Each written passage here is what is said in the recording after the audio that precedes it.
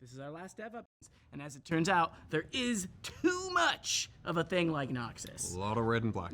Yeah. So we'll continue to find the right balance for thematic seasons moving forwards. And speaking of which, it's time to talk about Season 1 of 2026. For this, we wanted a contrast from 2025, with its ancient danger, a dark end, and quite a bit of scheming throughout.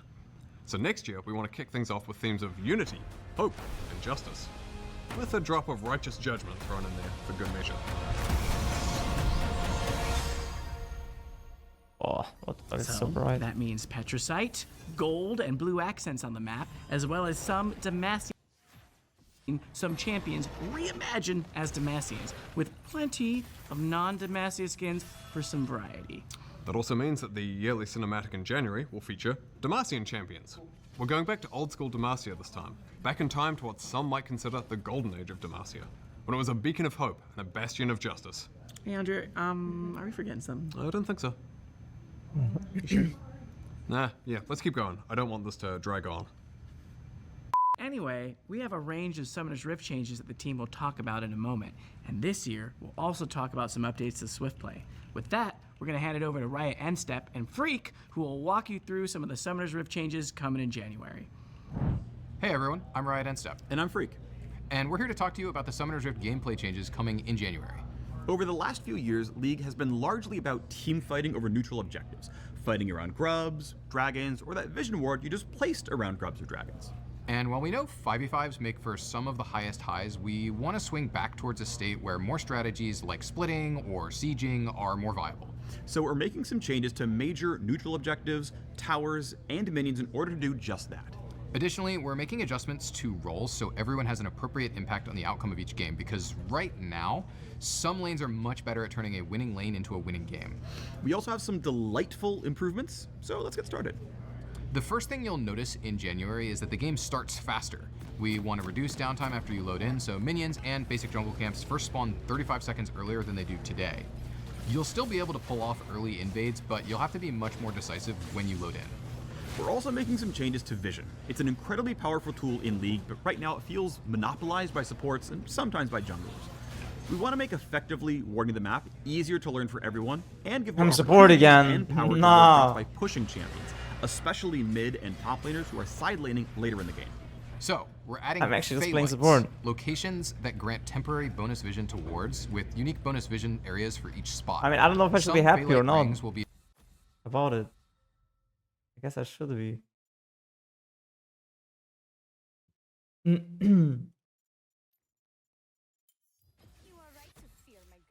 available at the beginning of each game, while others reveal themselves when the Elemental Rift transforms, particularly those that would otherwise disrupt early game jungle. Okay, so on to the objectives. Otacon was one of the biggest additions to the Rift this year, and was a pretty cool, unique objective to fight over. That said, he contributed to objective fatigue, which many of you cited as an issue, and we agree. We wanted to alleviate this over time. We had removed the second form of Otacon, we removed the second set of grubs, but it really wasn't enough. So, just like Zehen did, we are cutting Otacon out of the game. That includes Blood Roses and the petals with them. That said, let us know what you think about limited time gameplay changes and if there's something you'd like to see more of. But back to Otacon, his removal also means that Baron will go back to his old 20-minute spawn time. Welcome back, King. Additionally, we're making all epic monsters more durable, especially late game dragons as you get closer to Dragon Soul. That should make it so that it's easier for teams on the back foot to contest dragons and other epic monsters or trade something meaningful on the other side of the map. Finally, we're also removing feats of strength from the game. We like that they So, I mean, I like the Otacon change, but not sure it might make the game slower. They push teams to progress the game and provided goals to rally around, but we think we can create better game systems that allow for players to have more individual agency over their games. With feats getting the boot, we're adding back some gold rewards for First Blood and First Turret. Another way we're looking to improve sieging is with a new mechanic called Crystalline Overgrowth, which is kind of like a universal demolish effect. Crystals will build up on towers over several minutes, and when hit, they're consumed to deal an extra burst of damage based on how much buildup has accumulated. This should help enable pushing windows in more situations, even if you're behind or don't have the highest DPS. Demolish will be sticking around, but will be simplified to a good old 3-hit passive. We love 3-hit passives. Yes, we do. Turret plates will now stay on outer turrets permanently and will be added to the inner and inhibitor towers as well. We're doing this to create long-term piecemeal rewards for pushing. No matter what state the turret's in, you're likely to mine some gold by taking aggressive actions. We're not adding more gold to the map with these changes. Instead, we're going to be basically spreading out the current gold for killing a tower and splitting it across the plates. To further facilitate pushing, we're ramping up minion respawn rates in the late game to give more frequent access to sieging turrets. We're also adjusting late game home guards to swiftly take you to your most pushed minion wave in each lane. And finally, Nexus turrets will respawn with partial health missing. We like that the respawn allows a team to hold their base for a while and not have to worry That's about going good. back No, to that's high good. Twitch, but It was with so a full health awkward. respawn, it meant that It was so awkward that you could just like make the tower not that, like make the tower be 1 HP, and that's better than killing it. Like this was so weird. honestly incorrect for a sieging team to finish killing the turret sometimes. Now, for our Yes, biggest exactly. change for next year, role quests. When you load into the game in January, top, bot, and mid lane will now have their own quests that reward unique power, similar to the jungle pet evolutions and the support item upgrades. You'll progress these new quests by killing minions, champions, plates, towers, or epic objectives. All the things you'd normally be doing in a game. You'll progress even faster by doing those in your assigned lane. Your quest is decided by which role you've been assigned in the lobby, so if you and a friend or a stranger want to change roles, make sure you do an official trade in Champ Select. One of our goals with these role quests is to buff top and bot carry relative to the other roles. Oh, as they're currently the two wait a weakest. second. And as a result, the quest That means one of the biggest things in high elo is swapping like lanes, for example, top mid or something like that, right? So that means they are taking this away. No? Because you're not going to be progressing your quest if you go mid lane as a top laner. But that shit was so cool, no? Like, imagine the enemies pick a Kha'Zix into your fucking Ahri, and then you put your Darius into the Kha'Zix. That was kind of cool that this was possible, like swapping, and so they removed swapping. Basically. They would remove swapping completely, which I don't like, because swapping is a thing that inherently gives you like only an advantage if you know what you're doing. Like, you have to know a lot about the game to like say, okay, this is worth to swap or not. rewards are going to be comparatively stronger for them. Now, let's get into the rewards which will be granted in a new role quest slot. Historically, top laners haven't always felt like they have the agency over the games that they deserved. Now we will even see how the in quests linear look, lane. but like That's something we'd they like to said change this they season. said the quest you Upon will quest progress completion, more top in your laners own will lane receive that pretty you were much assigned summoner in Champ teleport Select. for free on top of the two summoners they already chose. Now, if you had taken teleport in pregame, instead that spell gets a lot stronger, giving a very, very large shield when you use it. In addition to getting a functionally free summoner spell, top laners will also get a bunch of bonus XP up front, more XP from future sources, and an increased level cap. Now, to mid lane. A huge variety of champions can They're be just played, making so we top lane super OP for no reason. wanted this reward to be good whether you're mage, assassin, or both, like Malphite mid. And upon completing the quest, mid laners will receive a free tier 3 boot upgrade like the ones you could buy with feats, as well as a faster recall. Rounding it out for new quests, in bot lane, we're going to lean even harder into the carry part of the role. So while top laners are getting bonus XP, bot laners are getting a whole bunch of extra gold. When completing their quest, they get a lump sum of gold, increased gold from minion kills, champ kills, and champion assists for the rest of the game. And you might be asking, well then what do I do with all this gold if I hit item cap? Don't worry, the item cap is going up. Your 7th item slot will hold your boots permanently, allowing you to get 6 full legendary items for extra hard late game scaling. Jungle and support already That's have fine. quests and rewards, but we still wanted to take this opportunity to make some changes to them. Jungle is by far the strongest role in the game right now, especially when it comes to early map influence. So we're slightly Yappa? lowering the speed of early game Yappa? clears to give lane matchups a little bit more time to play out. He's on lying, top. guys. We're He's also lying. making it harder for non-junglers to steal Don't objectives feel bad about by it. increasing their resists and making Smite deal more damage. Their role quest is still getting pet upgrades and PvP smite like before, and they're now getting increased gold and XP from large monsters when the quest is done, as well as bonus movement speed in the jungle. Similar to jungle, we think support is already plenty powerful and has a very functional role quest, so we didn't want to directly increase their power. With that in mind, we wanted to give them quality of life oriented upgrades, so we're giving them a new slot exclusively for control wards, discounts on control wards, and a little bit more gold over time so they can keep pace a little better with the other roles. Overall, we want these quests to represent meaningful power spikes in a way that leans into the unique strengths of each role. This also allows us to delete the lane swap detective mechanic that we added last year to combat pro lane swapping. We'll be keeping a close good. eye on how quests land, so please let us know your thoughts next year. But role quests aren't all we have planned. Wait a second. Actually, that's not good. No, that's not good. Like the quests don't seem that OP, right? So just picking fucking Zona, Smolder, just swapping for the first 3-4 minutes, delaying your quests a little bit sounds super worth, right? That sounds super worth. Because it doesn't sound like the quest is instantly like the first few minutes don't matter that much. That's how it sounds like. You're gonna get it anyways. So I feel like lane swapping will be back, but we'll see. Make your champions feel more satisfying. We're going to bring back a few items to the Rift for each class, so give them some shiny new toys, including bringing back a few familiar favorites like Hextech Gunblade. For example, we're adding the new Scepter of Bonking for AP fighters, which will empower your Spellblade Bonk to double your on-hit effects. That's not the final name, is it? I would like it, but no, we're probably going to give it something in canon. I do love bonking. Well, anyway, given none of these names are final, if you're an AD fighter without a good way to get Omnivamp, you can grab Blood Sphere, which will And then give you stop you making Omnivamp jokes. and also ability haste scaling with your Hey, AD. Or if you play stop trying to be funny. Good at auto spacing, you can pick up Snowbow for extra range on takedown, Please. plus damage Makes me based on how far uncomfortable. away you are from your opponents. We took a hard look at which subclasses didn't feel like they were getting enough support from the current item system and worked to fill those spaces. So we're hoping many champions have at least one of the 9 new items that they can get excited about. Speaking of which, we're also adding crit damage back to 200%. All right, we know that was a lot to cover. We're excited to hear what you think of all these changes as the new season kicks off. And in case you're looking for even more details or insights on these changes, make sure to check out the dev blog that's live right now. That's it from us on the Summoners Rift team, and so we'll throw it back to Pablo and Medler, and we'll see you on the Rift. Bro, Okay, let's talk about ranked. what the This heck? year we've been making improvements to shorten queue times and make your matches more fair through improvements to inting and griefing detection.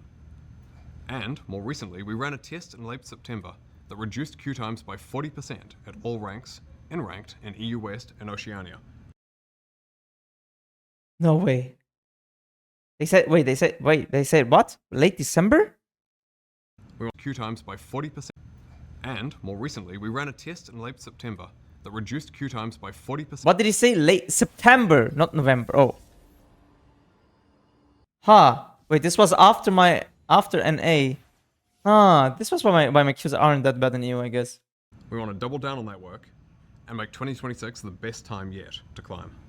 So next year, we'll be also tackling 2 common frustrations, mismatched teams and long queues. Something we want to address is visual rank disparity in lobbies as well. When players start their climbs late after a reset, you may see a bronze player in an otherwise gold game, which can feel particularly unfair. When in reality, that player was gold last season, but they haven't gotten back to that rank yet because they've had less time to play. So we're adding a climb indicator to loading screens when a player's MMR is higher than their visible rank. This will let other players know that you're climbing quickly and your displayed rank hasn't caught up yet. We're also making changes to how flex and solo duo MMR are calculated. A common pain point is someone who is silver in flex and, say, diamond in solo duo just stomping a bunch of games, when in reality they're truly diamond in both ladders. So this season, if your solo duo MMR is much higher than your flex MMR, the system should bring your flex rank a lot closer to your solo duo one.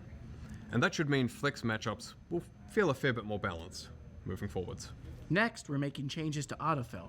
The reality of the league is that certain roles are substantially more popular than others, and having an autofill jungler versus a jungle main can feel like an auto loss. This means that quite often people either dodge to avoid it or hold your lobby hostage in order to get you to dodge. When nobody likes queue times, this is an awful experience. So we have a number of changes to make autofill fairer, and to reward you for sticking with the role you're assigned when you do get autofilled. First, if someone on your team is autofilled, the system will try to match autofilled players by role. So an autofilled jungler versus another autofilled jungler, for example. If it can't match by roles, it will then of course fall back and try to ensure the same number of autofilled players on each team. We do know though that even with that balance, autofill games can still feel discouraging when you play your best in a role that you didn't choose. That's why we're adding a new system called Aegis of Valor. If you're autofilled and earn a mastery score of C or greater, the Aegis will trigger. You won't lose any LP on a loss, or you'll earn double LP. What? Can you repeat called that? Feel discouraging when you play your best in a role that you didn't choose. When you're auto-filled, you have a free win? What?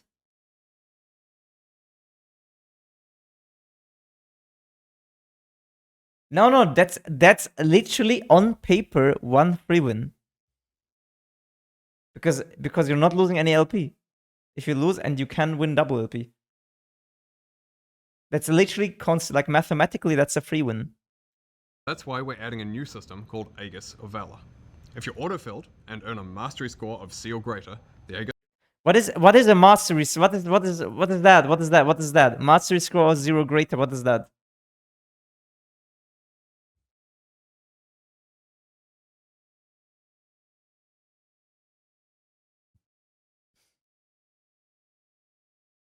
After the game, you get a mastery score. Wait, so if you're autofilled, you get, like, depending on your performance, you get LP?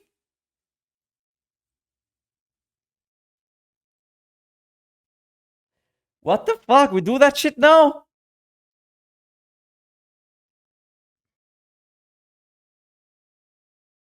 Did I say D greater? called Aegis of Valor. If you're autofilled and earn a mastery score of C or greater, the Aegis will I don't know, of 0 greater. trigger. You won't lose any LP on a loss, or you'll earn double LP for a win. So for those of you who main less popular roles and therefore seldom get autofilled, first of all, thanks. We haven't forgotten about you. You'll still occasionally receive the Aegis benefit at about the same rate as other players because we want to reward the role heroes who keep the queue healthy. Bro, this Aegis shit is so fucking dopamine spike. What the fuck? No, this is so crazy. No, this is really crazy, this Aegis shit. Because you just have a free win. You just have a free win. And moving. Finally, we know how frustrating it is to be constantly returned to the queue because you get enchained dodges lobby after lobby. So we've made a few updates. First, after a positive response to our pilot test, we're removing the ability to ban a hovered allied champion, taking away an opportunity for a teammate to tilt off the planet before the match even starts. And then second, dodging a lobby will no longer allow players to No. I mean, guys, if they say that you lose LP, I'm pretty sure, or like you don't lose LP, I'm pretty sure they also mean you're not losing MMR. Because, okay, what's the point of not losing LP if you're losing MMR? Come on. autofill. It'll just get carried over to the next lobby. We think that the Aegis of Valor should provide a solid reward for sticking around and trying. So, I mean, come on, it's double LP for a win, after all. And at Master and above, dodging an autofill will count as a full loss. We know that this is a pretty big change from how we've dealt with dodging in the past, and we believe... I like that. I like that change. No, I like that. Like that you... Like, if... So that means also no one will dodge anymore, right? No one will dodge. No one will dodge. The shit dodging will go towards 0. You're only gonna dodge if you have like internet problems or something like that, right? So it's completely done, which is a good thing. If no one is dodging, then it's a fair thing, right? I like that. I do, yeah. The Aegis shit will inflate LP most likely, right? will lead to higher quality and faster games. Speaking of speeding things up, we're also speeding up Champ Select by cutting down on timers and animations, which should save about half a minute. I see what you did there. Yeah, I did it. And if that wasn't enough, we've got one last ranked change. We're adding back duo queue to higher ranks, including Challenger, in most regions. For so many people, League is better with friends. And in the past, we disabled duoing at Apex tier ranks because it so often led to rank manipulation. But, because of the improvements we mentioned earlier, as well as the ongoing work on boosting and ranked manipulation detection, we're confident that we can bring back high MMR duoing without it being so abused. So, call up your friends. It's duo time. Switching gears, let's talk about Swift Play. Yeah, I like this. I mean, yeah, I just like this because in the end, League is kind of a social game. No, it's a team game. You want to play it with friends. I like this. Swift Play is pretty popular, and we think there's a lot. But yeah, question: can you abuse that? Let's ask ourselves: can we abuse that? Can we abuse duo Q plus Aegis?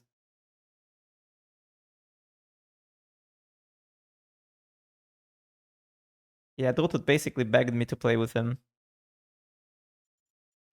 Dotut basically begged me.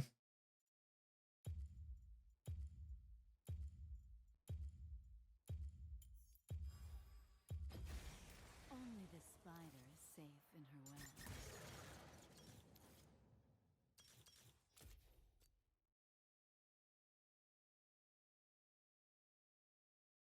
I mean, the thing with duo queue is you can always just like one guy goes on a smurf, right? And that's cool. That's it. That's what you did in the old seasons. Is that punishable? Like, imagine I go on Wu4 and I duo queue with Raider. He's gonna be rank 1. Right?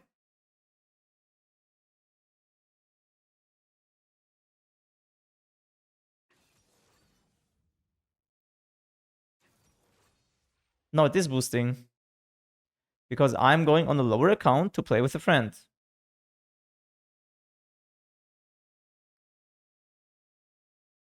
Exactly, we're both high low, but I'm on the Smurf. I'm on the 1500 LP lower account. It is boosting, technically. A lot of room for further improvement.